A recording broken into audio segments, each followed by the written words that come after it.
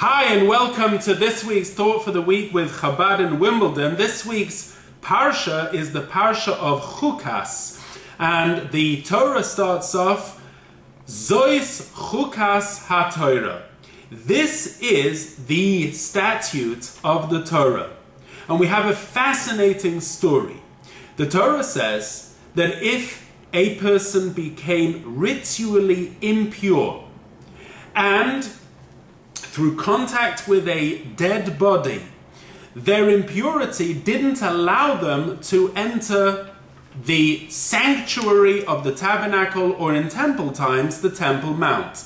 They could only become ritually pure if they were sprinkled with water in which had been mixed ashes of a burnt red heifer. Does this sound strange? This is the irrational law of the Torah. It's called the story of the red heifer. And of course this begs the question, what is the meaning behind these irrational laws? There are others which are in fact more closer to home. We know that the Torah says that Jews may not eat ham. We may not eat bacon. We can't eat things which are not kosher. Why? No rationale is given, and seemingly it doesn't make sense. So you can ask a question.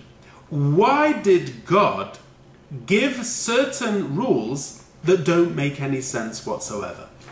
In fact, if you have a look in the Torah, you'll find there are three types of laws. They are called mishpatim, which means laws which have a reason, and we would have kept them even if the Torah would not have been given, such as don't kill, don't steal. Then you have edut, laws which bear witness. So for example, the Pesach laws. We keep Passover because we are celebrating the Exodus of Egypt. We keep the Shabbat because we are bearing witness to the fact that God created the world in 6 days and rested on the seventh. So, although we would never have kept these laws had the Torah not commanded us to do so, nevertheless, we keep them because they have a certain reason. But then there is a whole set of laws called chukim, statutes, which have no reason whatsoever. So, for example, the Torah tells us we may not wear a garment which has a mixture of wool and linen. We may not eat, as we said beforehand, a pig. And the statute of the Torah is this law, that in order to become ritually pure, you have to be sprinkled with the water in which is mixed the ashes of the red heifer. Why did God command in the Torah laws that transcend the intellect? There is a fascinating discussion in Jewish philosophy to the answer to this question. There are the rationalists, such as Maimonides, who take the view in his book, Moreh Nevuchim, The Guide to the Perplexed, that in fact every statute has a reason. Some we understand and some we don't. And many of those irrational laws, he gives a rational explanation. The mystics, however, sought a different avenue of explanation, and they said the follows. Every person is created with certain soul powers, with different faculties. We have intellect, we have emotion, we have thought processes, we have speech, we have action. We have ears, nose, mouths, eyes. Every single limb of the body has a specific purpose. So we must serve God and utilize all those soul powers for the service of God. We must serve God with our intellect, with our emotions, with our entire body. There is one of the soul powers called Mesirat Nefesh. And that literally translated means giving over one's will, one's soul. Self-sacrifice. The idea that we can serve God beyond the parameters of our intellect. It's the idea that even though we don't understand something, Nevertheless, we do it out of our connection to the divine.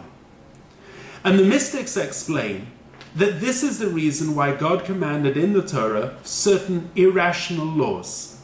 Because it's a statement which says, you, the created being, is limited. God, the giver of the Torah, is infinite. The finite and the infinite are in two different realms. The finite cannot reach out to the infinite. It's beyond. But the infinite has reached to the finite and said that it is through this that you can connect with me. Even though it transcends your intellect, when you do it, you are not limited by your intellect, but in fact you are connected to something infinite and in fact divine. Let me illustrate this with a beautiful Hasidic story.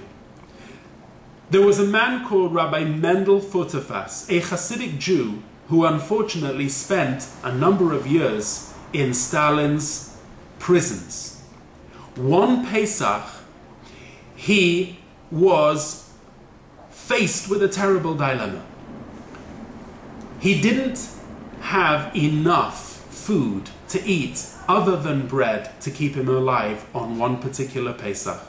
And so a few days into Pesach, he was starving. He had a piece of bread. And the question is, should he eat the bread on Pesach, on Passover, or not? The halacha, Jewish law, mandates that if your life is in danger, you may eat the bread. So halachically, you can eat the bread and you should eat the bread. And so Rabbi Mendel took the piece of bread and he was about to eat it. But at the last minute, he threw it away. And he said, no, azoi unisht andrish. This is how it has to be and no different. I've never eaten bread in my life before on Pesach. I'm not going to start now. Rationally, he could have eaten the bread. But his mesiras nefesh, his self-sacrifice for that connection with God, did not allow him to eat it, and in fact allowed him to survive.